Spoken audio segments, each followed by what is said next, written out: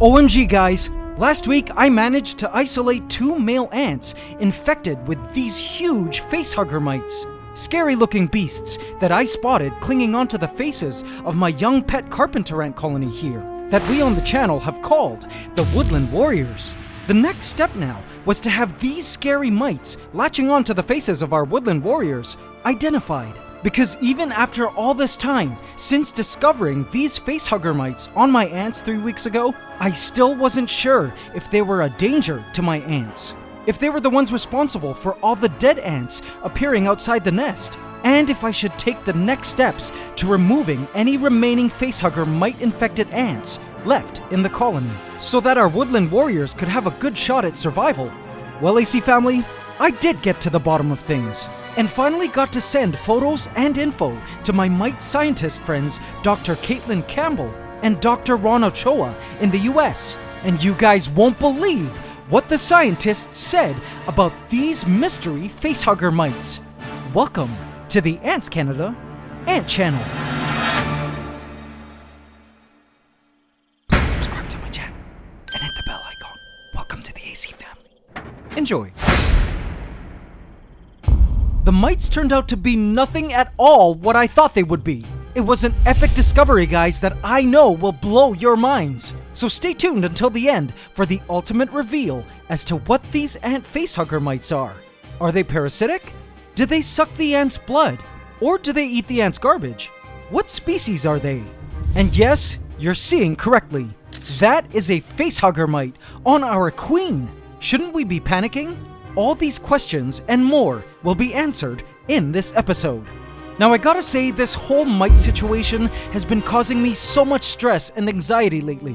But you guys have been such an awesome support for me and for our carpenter ant colony, the Woodland Warriors here. So thank you, AC family. I appreciate that so much. I asked you guys all last week what I should do now that we managed to successfully extract a couple mite specimens, and the majority of you voted for hunting down all remaining mite-infected ants, separating them from the colony, and having them identified by mite scientists ASAP.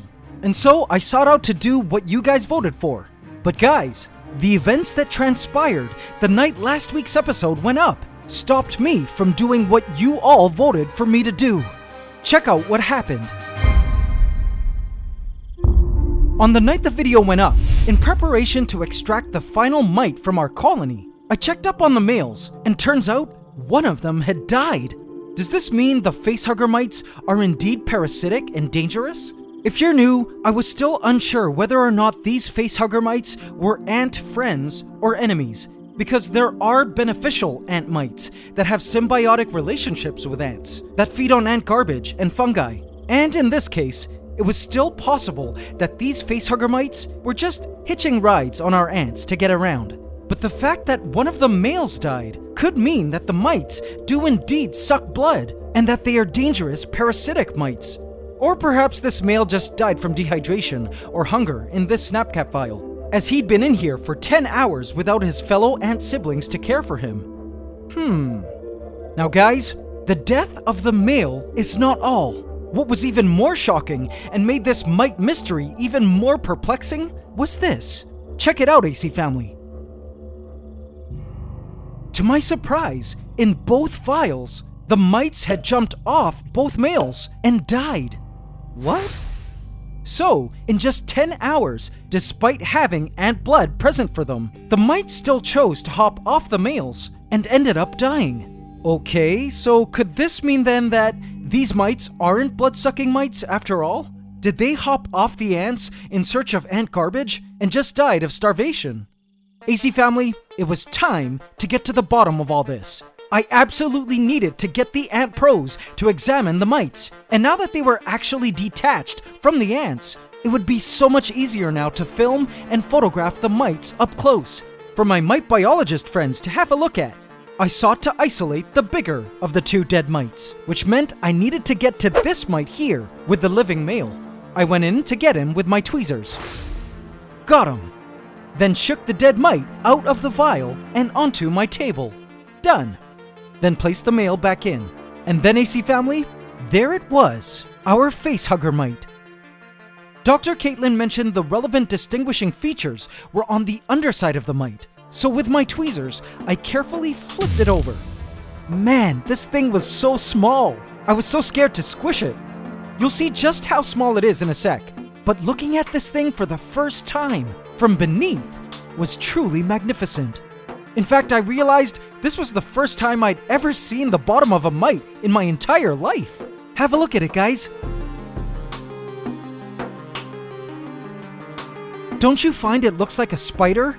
This was no surprise though, because mites are also arachnids, belonging to the class Arachnida, just like spiders. And just like spiders, mites have 8 legs and share many of the same features. However, mites branch off into a subclass known as acari. It was truly incredible and an amazing opportunity to actually see the mite up close like this. Doesn't it remind you guys of an orb weaver spider or something? Man, I can only imagine what it must feel like for the ants, having one of these latched onto your chin. Alright, although this thing looks like a spider, it is in fact much smaller. Ready to see how small this thing is, guys? Check out the size comparison. Here is a staple, and here, the end of a toothpick. Though the mite looks huge on camera, in real life, it's tiny, and certainly too tiny for me to distinguish its features with just my naked eye. Thank goodness for my 4K camera macro capabilities. But now the question was it enough to identify the mites for the Mite Pros? I sent a few photos and this video footage to Dr. Caitlin and Dr. Ron. And AC family, this is what they had to say. Hi AntsCanada! Unfortunately, the plates on the underside of the mite are not clear enough for me to ID. Mites are tough. Most IDs require slide mounting of specimens. Ron has a higher power scanning electron microscope at the USDA facility, which can get amazing images of it if he has a specimen. Dr. Ron also wrote back saying, "Agree with you, Caitlin. The mites need to be mounted. Thank you." So sadly, our video footage wasn't enough, and there was no other way to ID the mite for sure, other than by sending it to the US for examination in the lab. Dr. Caitlin did, however, continue to provide some very useful info. She wrote, "Here are some of my general thoughts, though without ID, these could be wrong. I'm getting the feeling that this mite is probably not a friend, since it is rarely off the ants, and in general, there aren't a lot of known mutualist mites with ants. Most mites with ants are commensal, though they may help reduce fungus and things in the nest area. Mesostigmatid mites like these are not likely to be eating fungus, though they might be eating nematodes. The body shape and leg arrangement reminds me quite a bit of a trigonaspid mite, Antenosphorus, which steals food from the hosts during trophallaxis. However, it is facing the wrong way for that, and they are primarily associated with Lasius ants. I am of the opinion that the potential benefits of these mites are not as significant or likely, and it might be best to remove the ants with the mites and knock off the mites if possible, so you could return the ants to the nest. This extremely helpful informed opinion was enough for me. I decided I was going to go in and remove the remaining mites from the colony. But before that, I had just a couple more follow-up questions, and had something else to show Dr. Caitlin. "Okay, noted on all this," I wrote. "I will surely be sending the mites in. Last questions though, promise. Dr. Caitlin, you said the body shape and leg arrangement reminds you of a mite which steals food from the hosts during trophallaxis. However, it is facing the wrong way for that, and the mites known to do this are primarily associated with Lasius ants. Dr. Caitlin, I actually was able to film one of the mites while the ants were exchanging food via trophallaxis, and for a moment, you can actually see the mite turning around to touch the other ant. I attached some key footage I managed to take to the email, then continued to ask, in your opinion, is it possible that this mite is like a trigonaspid mite, but instead turns around to have a steal of exchanged food during trophallaxis? Or could this possibly be something more gruesome, like a mite that pierces the ants' throats while they feed? What are the chances that this mite is something acarologists haven't seen or documented before?" And AC family, her response left me speechless. Nice video! Kleptoparasitism might be what they're doing. If they are feeding on the neck area, I think they would be less mobile, but I'm not sure on that. This is most likely a new species to science, given your location and the specificity of mites on ants. Most of the mites on ants that I've found are very host-specific, especially the larger mesostigmatid mites. And since there aren't many people working on them, they remain undescribed. Thanks, Caitlin. AC family, can you believe it? So it seems these mites may not be the blood-sucking mites we all feared. According to Dr. Caitlin, this mite could be stealing food being exchanged between the ants during trophallaxis, something called kleptoparasitism. If so, this would still be considered parasitic, but not lethal, as long as food remains in abundance and the mite population's low. But guys, what excited me the most was the fact that these mites were likely an undiscovered mite species. Oh man, AC family, how cool is that? Obviously, I couldn't help myself and proceeded to ask if we could name the ant mite blank AC familius. And I'm still waiting to hear her response back. Obviously, none of this can be officially confirmed until the mites get sent to the lab for proper physical examination. So, now going back to the remaining mites still living in the ant colony, now I'm not so sure if I want to remove them. If this is a new mite species, I realized what an opportunity this might be, no pun intended, to observe this thing. Seeing as it likely hasn't been studied at all, now it makes sense why these mites jumped off the males in just 10 hours after separation from the main colony. The mites were probably starving and were waiting for other ants to come along to feed the males via trophallaxis. So now I ask you guys, do you think we should still go in and remove the last remaining mites? Or do you think we should keep them in? Let me know in the comments, guys. Also, it was super cool that we now had the rare chance to actually give these undocumented mites a name. If not a scientific name, even a common name. What should we call it, guys? A kleptomite? A sticky fingers mite? Or how about an AC facehugger mite? This entire mite saga has truly been such an eye-opener, wouldn't you say, guys? I will be sending in the dead mite specimens to Dr. Caitlin and Dr. Ron to officially look at and assess.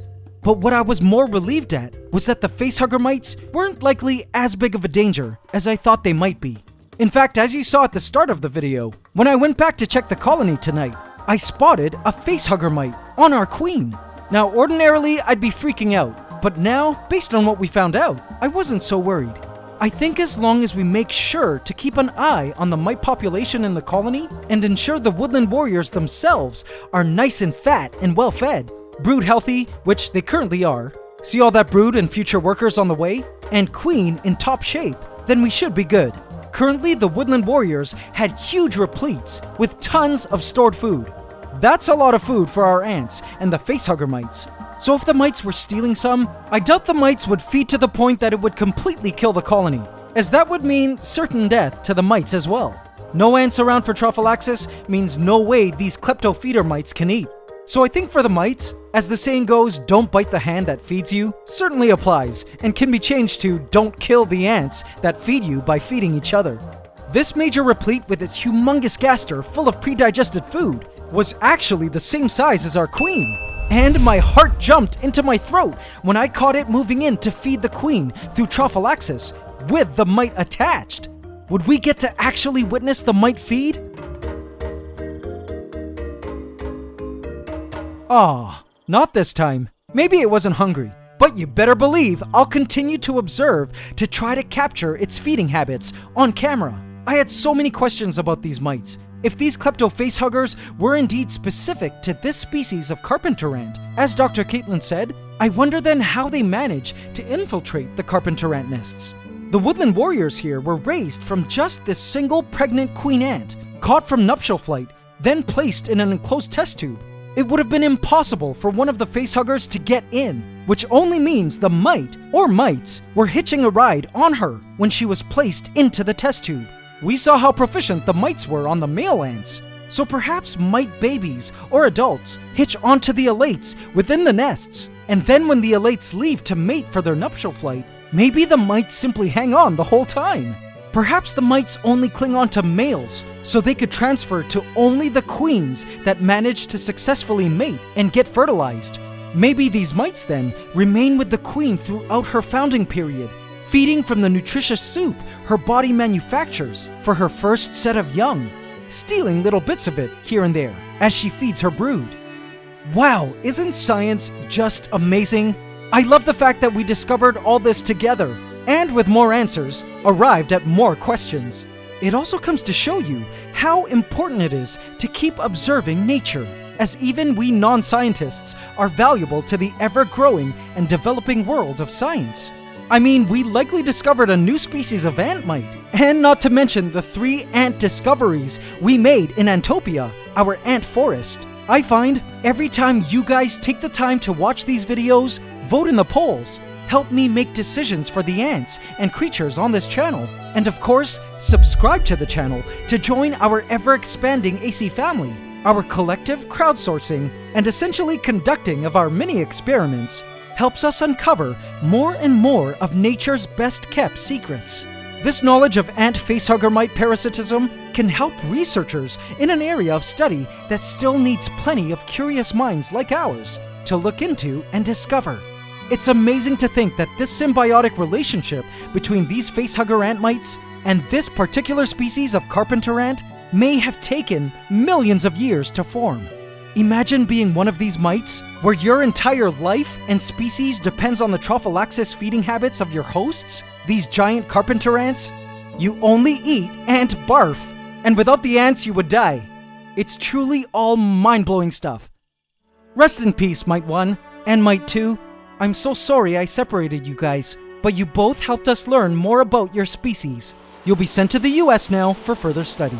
I would like to take this opportunity to thank our great friends Dr. Caitlin Campbell and Dr. Ron Ochoa for their amazing help, as I think it's safe to say we've all learned tons about acarology, and ant-acarology at that. I will surely let you guys know what they say about naming the mite blank AC familius. Imagine we even discovered and get to name the genus? Facehuggy AC familius it is. Just a side note, if you would like to keep a carpenter ant colony of your own, well, I've got some good news. You're in luck, because carpenter ant nuptial flights start in the US, Canada, and Europe this month, and continue all the way until June, and even into July, depending on species and location. So keep your eyes peeled for a queen ant. Also, be sure to pick up all your ant keeping gear at AntsCanada.com. I look forward to keeping ants together with you guys. And until the next time we visit our beloved Woodland Warriors, and these, for some odd reason, now seemingly cute facehugger mites, thank you for watching and supporting the ants. It's Ant and Mite love forever. AC family, did you enjoy today's episode? Can you believe all this? So awesome! Be sure to follow these ongoing ant stories by smashing that subscribe button and bell icon now, and hit all so you get notified at every upload. Also, don't forget to hit the like button every single time, including now. It would really mean a lot to me, guys. Thank you. AC Inner Colony, I have left a hidden cookie for you here. If you would like to have a better look at the mites, as well as the latest footage of our Woodland Warriors, go check them out. And guys, did you know that it's anting season in the Northern Hemisphere? And you don't even need to leave your home to start an ant colony. You can catch pregnant queen ants from the safety of your own backyard, balcony, or open window starting this month. Be sure to visit AntsCanada.com for all your ant keeping and collecting gear shipped to you in a special package from our ant-loving facility in the USA, so you can get the most out of your ant keeping experience. We ship worldwide and also offer full email support if you need our help. We also have a helpful forum and ant colony trading marketplace on the site. Visit AntsCanada.com today. And now it's time for the AC question of the week. Last week we asked, why was it a perfect situation that the mites had transferred to the male ants? Congratulations to Meme Prince 69, who answered, it was a perfect situation for the mites to attach to the male ants because removing the male ants would do the least harm to the colony, as they do no work. In fact, it would allow more food to go to the young and hungry workers. Congratulations, Meme Prince 69, you just won a free Ultimate Ant Keeping Handbook from our shop. In this week's AC Question of the Week, we ask, what would you name this species of klepto-feeding ant mites? Leave your answer in the comment section, and you could also win a free Ultimate Ant Keeping Handbook from our shop. Hope you can subscribe to the channel as we upload every Saturday at 8 a.m. Eastern Standard Time. Please remember to like, comment, share, and subscribe if you enjoyed this video to help us keep making more. It's Ant Love, forever.